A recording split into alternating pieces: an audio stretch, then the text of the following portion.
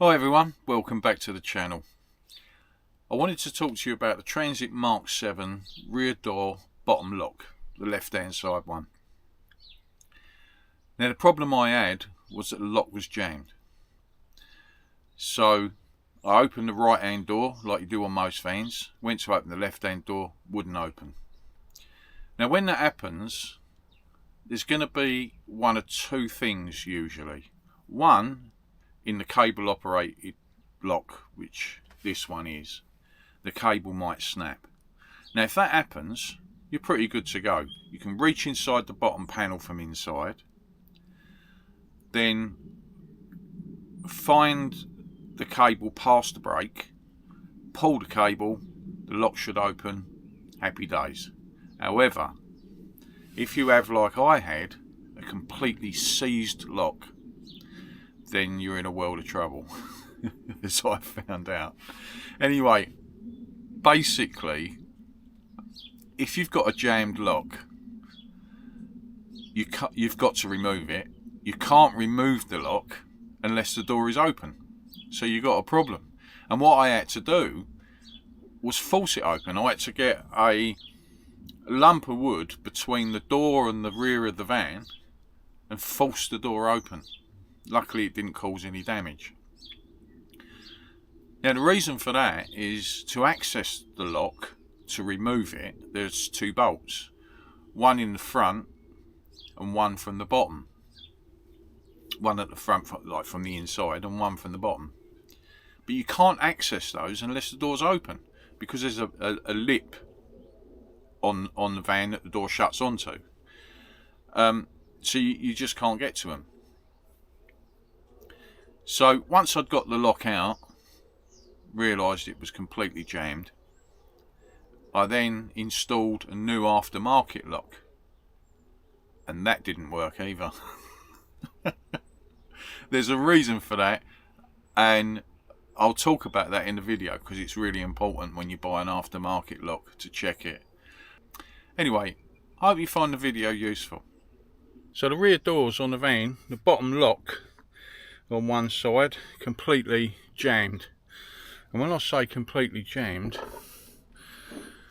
I've just removed it, and as you can see, it's absolutely solid. I've even hit that with a hammer and I couldn't get it to move, completely jammed up. So it took me 2 hours to undo 2 bolts on that yesterday, and I had to use heat in the end to get it off. So it comes off from under there, goes inside the van now. This is the old cable, comes down to it.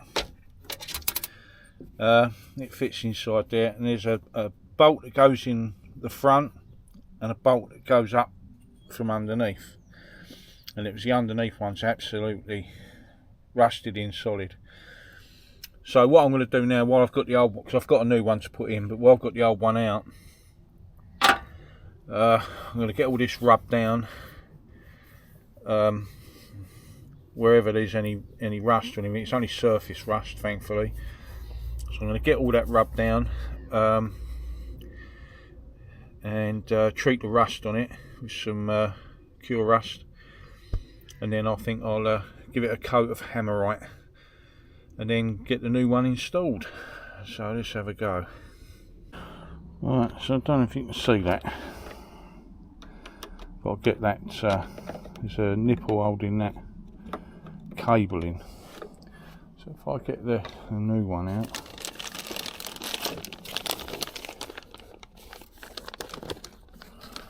so I'll use the new replacement lock.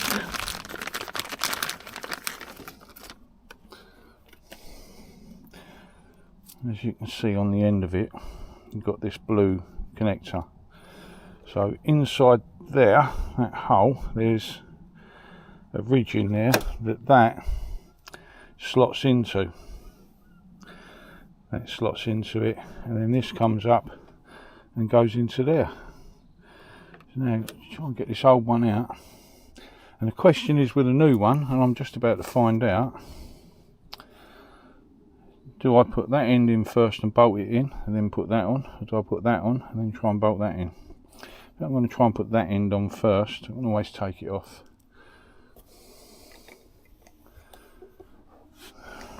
Right, see how we get on. Oh, simple as that. That goes through there. If I reach up inside,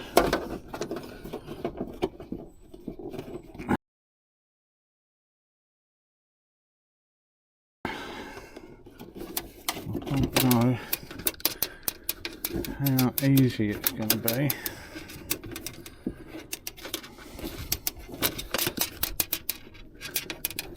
That's it. Right. That's the old one out.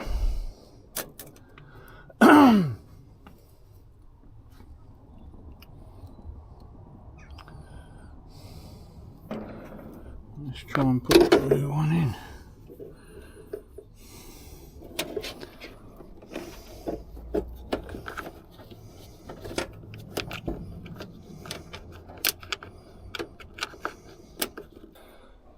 Right, so that's all in position.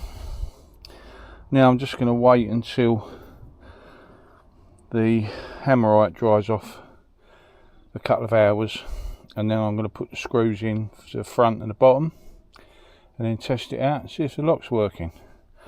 But as you can see, that's all in place down there where all the things are. Let's just get that off. Hang on a second. So you can see all that's in place there. That little blue capture inside, running down into the front there, ready to take the screws. Don't want to put the screws in yet because the hammerite's not dry.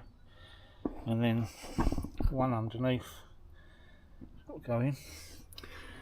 So we'll come back to that in a minute. Well, in about an hour. Right, shut the door. Door shut. And that won't open. What have I done wrong? Now, here's the important thing about the new lock, the aftermarket lock. This piece here that locks into this U-bracket there, I push that in and it just slides in and out, up and down. Now if that comes out, you're not going to open your door. It's all loose, right? On this aftermarket one, you have to really clip it in. You have to really snap it in like that. On the aftermarket ones, that's really loose, so we had to get some massive grips on those two sides, squeeze them together to try and make it tight enough to take that. Anyway, it's really important. I just thought I'd let you know that. Look out for that with the aftermarket ones. So there you go. You can see I had some problems with the lock, but it is really a straightforward job to replace. You know, providing you can get the old lock out, the new one takes 10 minutes to put in. It's a very straightforward job, but it raises some important issues. Whatever van you've got, make sure you know how to access your lock if it does get jammed and you can't get into it, especially for people that have converted their vans, like I have, and many people have converted them into camper vans, and you tend to cover things up and not think about access later on. And even if you haven't got a transit, just go around and check your locks and see how you're going to access them.